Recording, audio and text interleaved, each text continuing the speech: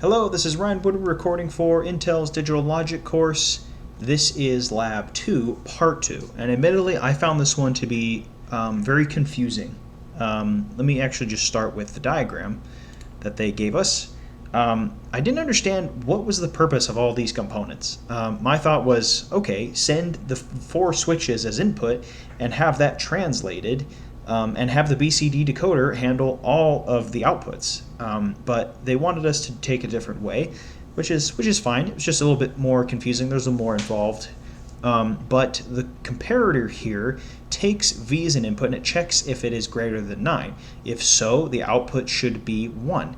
And that makes sense, as we can see. Basically, the purpose of this is to drive this 7-segment display. So if this is 1, we should see a 1 in that 7-segment display, D1. It will be the left segment-to-segment display on our board, which is the tens place. That will happen from Z will be a 1. That will not only go to the mux, but I'll get to that too in a second, but that will go to this, what I've called the comparator decoder, and that gets decoded into a 0 or a 1. And I'll show the code for that momentarily. On the other side, we have all of this driving the second 7-segment display, or I guess the first, D0, the ones place in the instance of our circuit. Circuit A, I've been calling this in my head another translator or a converter perhaps, but those 4 switches go into circuit A and they get translated based upon well, they just get translated. I'll go into the next step. They get translated either to 0 to 5, and that we just basically send that output, which could be a 0, a 1, 2, 3, 4, 5, and that's this value here. Could be a 0 to a 5, or the normal 4-bit value comes in here. So this is changed only to fit only a ones place value. For instance, if we were to pass in a 10, we should see this value should be a 0 in 4-bit binary. However, this V will be 1010, and so that won't work, and we don't want to see that if that's the case, because we want this to be our ones place, and the ones place can only handle 9, it can't handle 10, so we have to code that in the mux here, and that's what happens with the comparator as well. If it's greater than 9, we get a 1, which will pick this circuit A result, and that'll pass that out. That way we see the proper ones place for any value greater than 9. Otherwise, we will see those proper values, 0 to 9, be passed through the mux out to this BCD decoder here. Okay, let's get into the code, and I'll come back to that truth table momentarily. But let's get into the code to start looking at all that. So we have our 4-bit comparator, and this is that simple circuit from the top here. Whoops, wrong. This circuit right here. And all that's happening is it is checking if that 4-bit value we passed in, V in this case, is greater than 9. And it said not to use an if statement, so I didn't want to. I tried my best not to use case statements or if statements, but ultimately I ended up using them anyway. But for this circuit, it was fairly simple not to, because we could make a truth table that looks like this. And we can see that when it's greater than 9, we want the value 1 to go out. And so once we've assigned those values there, we can see from our truth table that V3 will always be high for the output 1. So that's why we see V3 on both of these instances here in our data flow statement.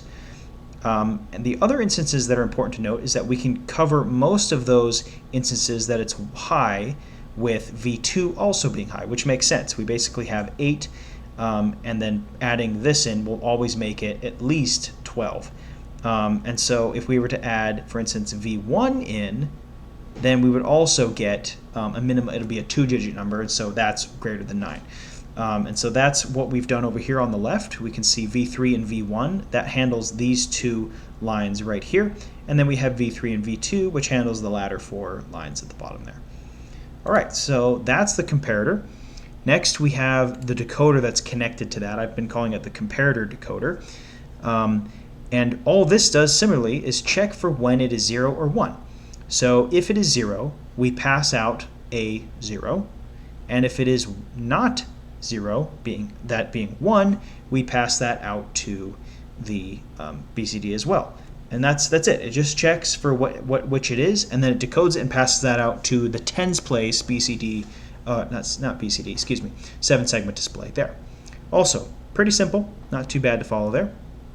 And then I won't go over the BCD decoder here because it's the same one I've used in all of the labs, so I won't cover that. But the circuit A, as I've been calling it, my little translator, this takes in the 4 switches that we have for the whole output to this, the whole input, excuse me, to the circuit, and it translates that based upon the needs for this 7-segment display down here. And so, for instance, if we pass in a 10, this needs to be a 0 in binary, and so on. If it were a 15, we need to have a 5, which is it's 0, 0, 1, 0, 1. That's a 5. Okay, but that's what would happen here, and that gets passed out to our A out here. And it's very similar to a BCD decoder, because that's kind of what it's doing. It's decoding the value so that we can fit the ones. Also, not a very complex thing. And that's essentially it for the components that make up this lab's circuit. And as you can see in my architecture, we have 5, unless I'm counting on 1, 2, 3, 4, and 5 component circuits a part of this. The comparator, the mux, the 2 decoders, and circuit A. And for this, I have our switch input, those 4 switches. They're normally called V in the lab, but I went with switches because I have a lot of V's, as you can see below.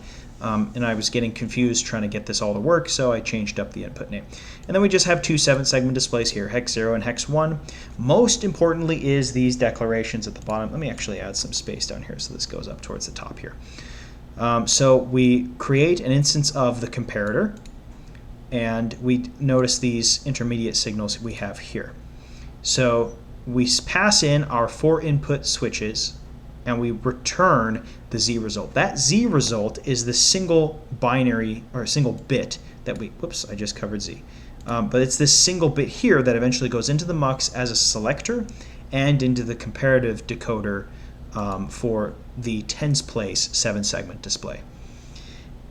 Next to that, we have the comparative decoder, which, as I said, receives that 1-bit result and then displays to hex 1, which is the tens place. So we'll only see 0 or 1, which makes sense in decimal. Anything above 9, you'll see a 1 in the tens place until you hit 20. After that, we have a circuit A instance, which we also pass in the switches. Here, I'll bring that image up again.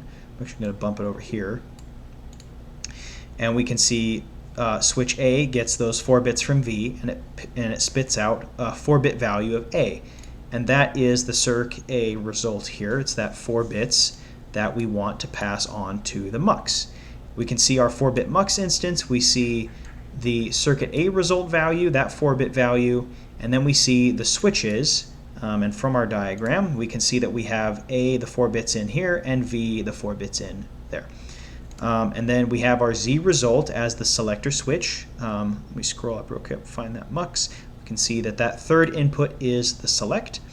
And then finally, we have the mux result, which is just another intermediate signal here. It's a 4-bit value, and eventually that gets passed on to our BCD decoder instance at the very bottom here, and the output of that goes to hex 0. And that's how we populate hex 0 and hex 1, and we start getting numbers on our 7-segment displays. All right, I know that was long-winded, but here's a demo. Thank you. All right, here is Lab 2, Part 2. We have our 4-bit inputs here, these 4 switches on the right, and then our 2 7-segment displays there on the left. And this 7-segment display on the left will not show anything other than 0 until we actually go above the value 9. So we'll just start counting up and show the display work. 1, 2, 3, 4, 5, 6, 7, flip those last 3 down, 8, 9, 10, 11, 12, 13, 14, and 15. That's the highest we can go because we just have 4 bits. All right, and that's it. Thank you.